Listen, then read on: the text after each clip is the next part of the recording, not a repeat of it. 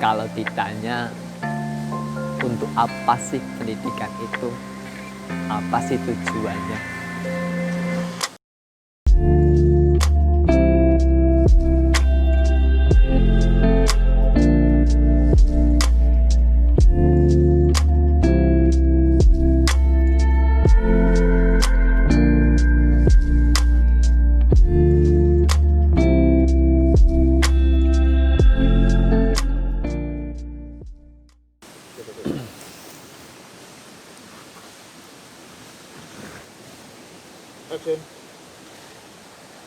Secara pribadi saya bisa memberikan sedikit gambaran. Nah, sebenarnya secara ringkasnya tujuan pendidikan itu ialah untuk mengenali jati diri kita masing-masing, jati diri kita sebagai manusia. Nah, misalkan gini, dari mana kita berasal, untuk apa sebenarnya tujuan kita hidup di dunia ini, dan endingnya untuk apa dan kemana kita ini. Ini penting kita sadari, kita sebagai manusia, untuk mengenal jati diri kita ini sebagai manusia.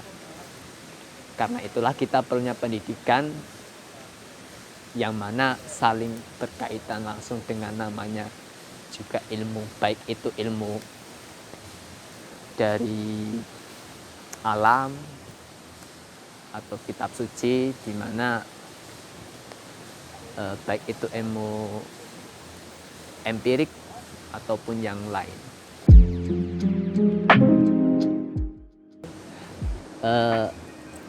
Jika kita berbicara tentang pendidikan, itu kita pastinya tidak akan memisahkan antara pendidikan dengan yang namanya kurikulum. Karena pendidikan dengan kurikulum itu sangat erat kaitannya sekali. Nah, akan tetapi yang saya pribadi soroti mengenai kurikulum, yang dimana anggapan masyarakat kurikulum itu memang identik dengan sebuah sekolahan atau instansi yang dimana isinya sebuah materi-materi, metode ataupun yang lain, kemudian kita anggap secara itu formal. Akan tetapi menurut saya pribadi, ketika kita melihat jauh lebih dalam secara falsafahnya, kurikulum itu sebenarnya sebuah alat bagi tiap pribadi manusia, sehingga manusia itu bisa menemukan jati dirinya seefisien mungkin dan seefektif mungkin. Semisalnya gini, jika kita akan membuat kurikulum, tentunya yang kita perlu lakukan ialah tentang misalkan si anak itu kelas 1 SD itu, ia itu harus bagaimana dalam pendidikannya, harus belajar apa dulu, dosis yang dia tampung itu ilmu yang seperti apa, dan mana skala prioritas yang harus dia pelajari. Itu memang pentingnya di itu.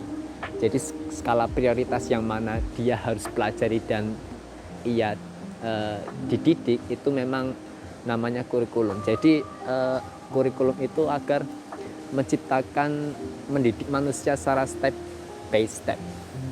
Bukan berarti dipaksa secara global, tetapi step by step, di mana tingkat kemampuan dan kecerdasan tiap manusia itu berbeda-beda.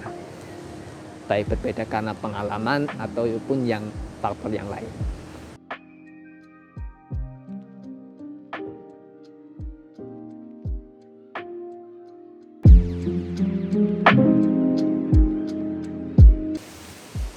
Kalau ada orang yang menanyakan apa sih bedanya pengajaran dengan pendidikan, Kalau pengajaran itu secara ringkasnya hanya transfer knowledge atau kita transfer pengetahuan. Tetapi jika pendidikan itu lebih dari itu, tidak hanya dituntut untuk transfer pengetahuan, akan tetapi kita dituntut untuk berperilaku baik. Karena dalam jati diri manusia, pengetahuan itu belum sampai pada titik final jika ia belum baik.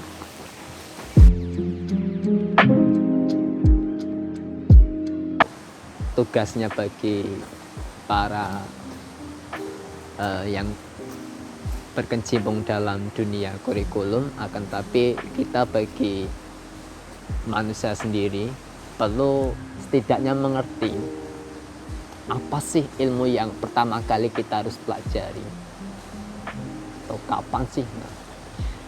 Makanya saya bilang tadi itu penting untuk mengetahui klasifikasi mana ilmu-ilmu yang sifatnya fardu ain atau wajib bagi tiap-tiap individu, dan juga ilmu yang fardu kifayah, yang mana jika individu sudah final maka yang lain tidak terbebani secara langsung. Kemudian sebagai manusia yang beragama, tentunya kita perlu sekali asupan ilmu maupun juga pendidikan. Tetapi yang jadi masalah dalam masyarakat itu biasanya skala prioritas. Anak itu harus dididik untuk apa dulu. Makanya dalam pemikiran Al-Ghazali itu dalam menciptakan sebuah, dalam tanda kutip, kurikulum ala Al-Ghazali itu memang perlu adanya klasifikasi di mana ilmu itu dibagi antara fardu ain dan fardu kifayah. Fardu ain itu apa? Fardu ain itu yang harus dikuasai oleh manusia itu sendiri, wajib dikuasai, tidak boleh tidak. Tetapi jika fardu kifayah itu jika seseorang dalam suatu wilayah sudah ada mampu, maka kewajiban untuk mempelajari ilmu tersebut gugur bagi yang lain. Kalau yang fardu ain yang wajib bagi tiap orang itu misalkan bagi kaum agamawan itu tentang bagaimana dia mengenal Tuhannya, atau dalam ilmu agama itu akidah. Kemudian bagaimana cara prosesi peribadatannya, atau dalam ilmu agama dinamakan fikih, dan yang lain. Tentang sholat, zakat, yang mana itu wajib bagi individu itu sendiri. Kemudian yang fardu kifayah itu misalkan kedokteran. Jadi jika di suatu wilayah ada satu orang yang sudah menguasai ilmu kedokteran, maka kewajiban mempelajari ilmu kedokteran itu untuk yang lain itu sudah gugur, artinya aman.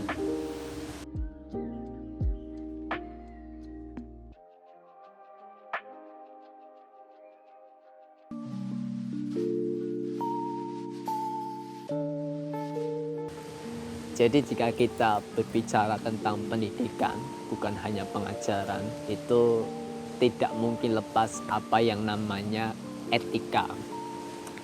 Kalau dalam bahasa agamanya itu namanya akhlak.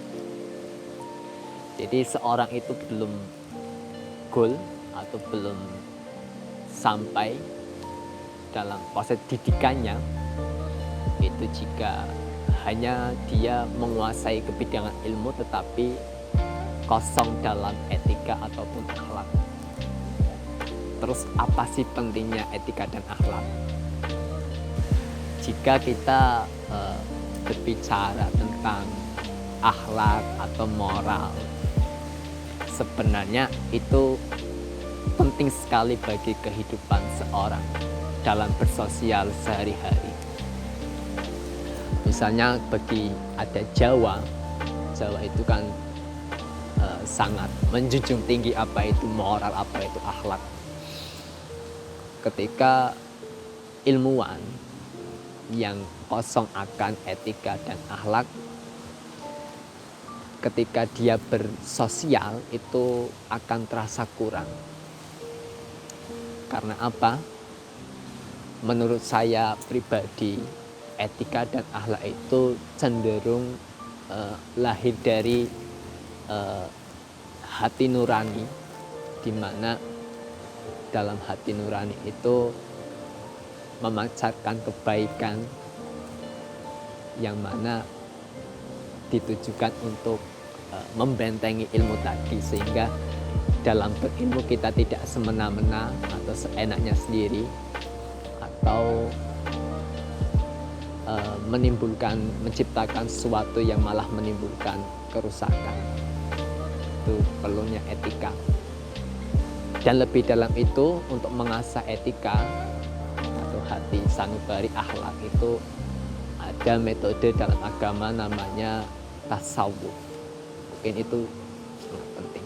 Jadi jika pendidikan itu wilayahnya sangat kompleks, merambah kemana-mana, saya kira mungkin itu yang saya alami.